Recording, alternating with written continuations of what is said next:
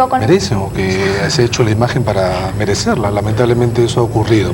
Pero quizá vayamos a temas de fondo. Y en todo caso yo quisiera comentar, si solamente hay estos tres casos, si estos tres casos son los únicos que hasta estas alturas, que estamos a las 20 muy cerca del cierre, a una hora y pico del cierre, si esto es lo que ha ocurrido, esta es una elección de arcángeles que va a pasar como una de las más angelicales de la historia peruana. En todo caso, quizás haya más irregularidades que conocer. Más adelante, creo un poco del tema, nos habíamos reunido para conversar y hemos tenido una conversación muy interesante antes de empezar el programa, para conversar sobre la composición del Congreso, cómo se convierten los votos en escaños, cómo elegimos a un Congreso. Y en realidad estamos con un experto en el tema como Fernando Tuesta, y acá va a haber posiciones discrepantes, ¿no? Pues Fernando y yo estamos por un camino y creo que el doctor Rickers por el otro. Entonces, sería bueno que comience Fernando exponiendo. Empiezo a exponer en forma concreta y provoco a Patricio. Para que la gente se entienda. Yo lo que quisiera es que quede algo más serio que esto, porque no se trata de lo que podamos pensar tú y yo, sino que este es un debate constitucional en el mundo entero, y habrá probablemente 20 o 30 libros sobre cualquiera de las dos posiciones o de otras posiciones. De modo que no hay nada, nunca en derecho constitucional, ni en derecho, ni en ninguna disciplina, alguien puede arrogarse la verdad y decir, bueno, vamos a ver, voy a confrontar al otro que esté en el error. Me parece que es Patricio, vayamos a las cosas de fondo. Incomoda un poquito. Continúa, explícate. Vamos a las cosas de fondo, Patricio. Bien, la idea es exponer como tú. Efectivamente. Nosotros tenemos la elección del Parlamento sobre la base de un distrito electoral único, es decir, los 120 se eligen en un mismo distrito, y esto hace que, desde mi punto de vista, y el impacto que pueda tener sobre el sistema político, sea en realidad el Parlamento que tenemos. El primer efecto que tienen los distritos electorales únicos es la dispersión de las bancadas, en la medida en que, digamos, la torta de repartición es muy grande. Es cierto que la proporción de votos que en realidad recibe el partido es muy parecida a la proporción de escaños que recibe el partido. En esa medida es lo más proporcional, y estamos en el campo efectivamente de los sistemas proporcionales. Sin embargo, los sistemas electorales en el mundo, que no tienen que ver con el derecho constitucional, sino con la ciencia política, señalan lo siguiente: con las modificaciones que se hacen en el mundo, en realidad de 178 sistemas electorales en el mundo, solo escasamente 8 países tienen distritos electorales únicos. Digamos, quizá para esclarecer a los televidentes, Eslovaquia, Guyana, Israel, Liberia, Moldavia, Namibia y Perú. Una gran diferencia con estos países, y Mónaco, que son países relativamente pequeños, parlamentos también pequeños. Mónaco tiene un parlamento de 16. Entonces, acá hay un serio problema, porque en países grandes como el nuestro, pese a que se ha empequeñecido nuestro parlamento a 120, en realidad la relación entre representantes y representados, esa relación se diluye. Los representados, en el caso de Lima, puede ser Arequipa o Chiclayo, etcétera, no tienen o no conocen exactamente quiénes son sus representantes. Es decir, no hay una relación también en donde permite que los representados puedan seguir a sus representantes y de alguna manera fiscalizarlos. Los representantes, a su vez, no adquieren lo que de alguna manera llamaremos una responsabilidad política. Para terminar, y quizá compartir estas ideas con mis colegas, es que en casi todos los países en el mundo, la mayoría de los sistemas electorales de democracias además avanzadas, los países se dividen en distritos electorales más pequeños, que permitan que además la discusión, los debates a nivel de la representación en el Parlamento, que es lo que estamos discutiendo acá, sea una discusión en donde sí se permita que el fluido de los mensajes sea mucho mejor, y además permite que los partidos que están presentes en el Parlamento sean partidos que de alguna manera están estructurados a nivel de las localidades, sean provincias, departamentos. Bien, entonces, como primera parte, el sistema del distrito electoral múltiple permitiría una mayor relación entre la gente, entre los representados y los representantes. Esa es la idea. ¿No es verdad? Ahora, hay varias cosas que decir acá. Con Patricio Riquet yo concuerdo en que acá no hay verdades absolutas, hay una serie de elementos que se combinan, no solamente es el distrito múltiple o único, es si la lista es uninominal o plurinominal, luego si hay voto preferencial o si la lista es en bloque. Todos estos elementos se combinan y van conformando distintas opciones que adopta cada sistema electoral en cada país del mundo. Pero el debate es válido por una razón también importante, que Fernando también la puede desarrollar, es porque el sistema que se adopte va a determinar a la postre qué sistema de partidos tenemos. Y eso también es fundamental.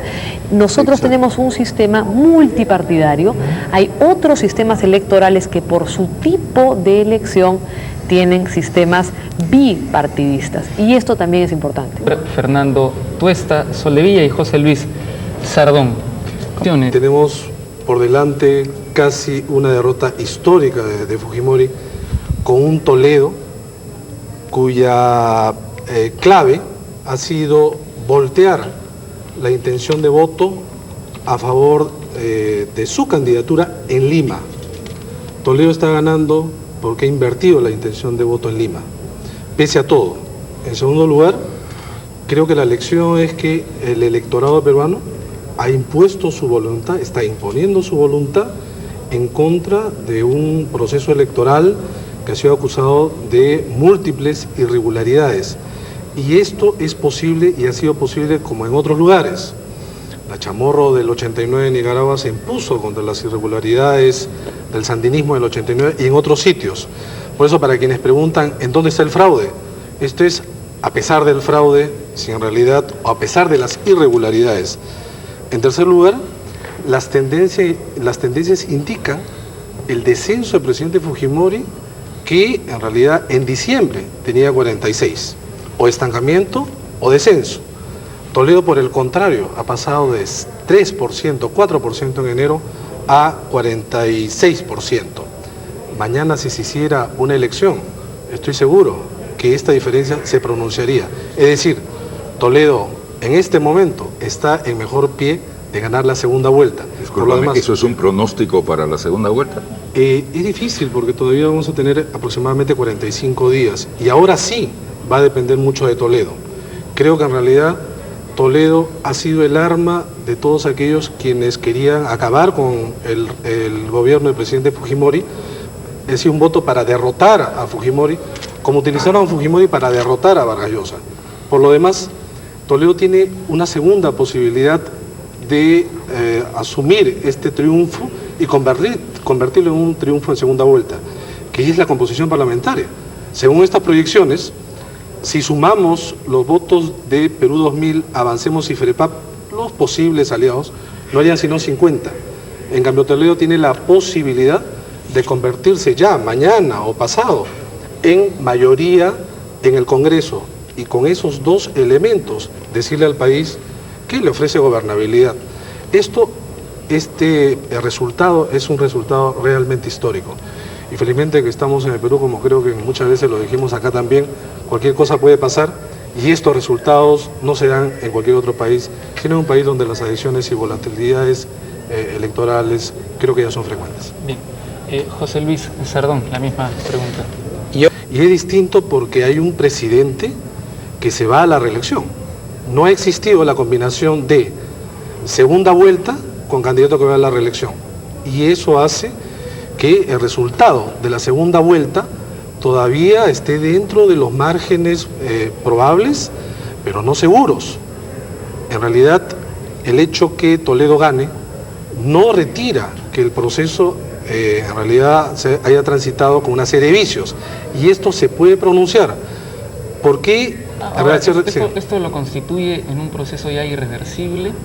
No lo constituye. Yo creo que el presidente Fujimori, mucho más el grupo en el poder, va a hacer todo lo posible, evidentemente, para ganar, como lo haría cualquier candidato, con mayor razón, con un presidente que se ha querido quedar en el poder anticonstitucionalmente y contra toda norma y mínimo estándar de la alternancia democrática en un país que quiere serlo. José Luis, se dice, se ha comentado ya en esta misma mesa, en horas anteriores, que lo más correcto dentro de la política de que imágenes en vivo, pero la pregunta que viene va más o menos en el camino de lo que venías diciendo. ¿Qué ha ganado, o por lo menos qué ha levantado en los últimos 2 meses? ¿La figura de Alejandro Toledo o el programa de Alejandro Toledo? Tendría 70 bancadas. Este es un punto inicial, pero además no lo digo por simple aritmética, sino porque en el flash de apoyo lo que tenemos, la diferencia entre el voto de Parlamento y Presidente hace que la diferencia para Toledo sea 45% para la lista presidencial y 23% para su lista parlamentaria, es decir, 22% en realidad de su voto reside en el voto que ha logrado además contar con, presumiblemente, las listas de oposición. Si uno ve las listas de oposición de Andrade, Castañeda, Sala, Salinas, García Belaúnde, San Román y el mismo Taucusi, de esas han salido para repartirse entre Toledo y Fujimori. Y la diferencia a favor de Toledo es de 22, en cambio Fujimori es 8%. Eso, convertido luego en segunda vuelta, lo coloca en una posición envidiable. Entonces, Toledo, ¿con quién puede aliarse? Con Fujimori también, pero también con el resto de la oposición. ¿Con quién se puede aliar Fujimori? Con en Toledo. El Congreso. En el Congreso, digo, con Toledo, pero Fujimori no se puede aliar con la oposición, difícilmente. En todo caso, en estos márgenes de maniobra, creo yo que Toledo tiene una ventaja enorme, pero todavía faltarían aproximadamente 45 días y va a depender mucho de la política efectivamente de alianza, de poder atraer, y ahí sí yo creo que Toledo podría basar su campaña en no solamente crear una mayoría parlamentaria, sino crear un gobierno, digamos, de unidad nacional. Ajá, bien. Nosotros ya 2 han dado su opinión sobre los resultados de la primera vuelta. Falta Rafael. La de la proporción es proporción. un 66, ¿no? De las reuniones que tienen, es probable, ¿no? Pero en todo caso, sobre la recomposición de fuerzas, habría que señalar lo siguiente. Más allá de la voluntad de los líderes de cada una de las fuerzas que no han pasado la segunda vuelta, está un poco el ánimo de los electores. El ánimo de los electores indica cerrar filas alrededor de Toledo, indica resultado, se puede traducir a tal punto que, por ejemplo, las listas parlamentarias de Andrade, Castañeda, Salinas, García Belaúnde, etcétera, sus listas parlamentarias son superiores a sus listas presidenciales. Es decir, yo no creo que ninguna de esas fuerzas que presumiblemente sus votos han ido a parar a Toledo no están en capacidad, como decir, ni siquiera negociar y decir, vamos a ver si es que Toledo nos ofrece esto para poder votar o por Toledo o por Fujimori. En realidad, el electorado presumiblemente va a seguir votando por Toledo. Eso en primer lugar. En segundo lugar, yo creo que en esta oportunidad la responsabilidad de Toledo es mayor. Es decir, en la primera vuelta el elector antifujimorista lo ha tomado para derrotar a Fujimori. Ahora él tiene mucha responsabilidad. En realidad, si es que las Fuerzas Armadas, sí en esta oportunidad, se colocan, digamos, de costado, es decir, no intentan influir en el resultado de la segunda vuelta, Toledo tendría todas las posibilidades de ganar. Para decirlo de otra manera, solo errores personales de él podrían comprometer su triunfo.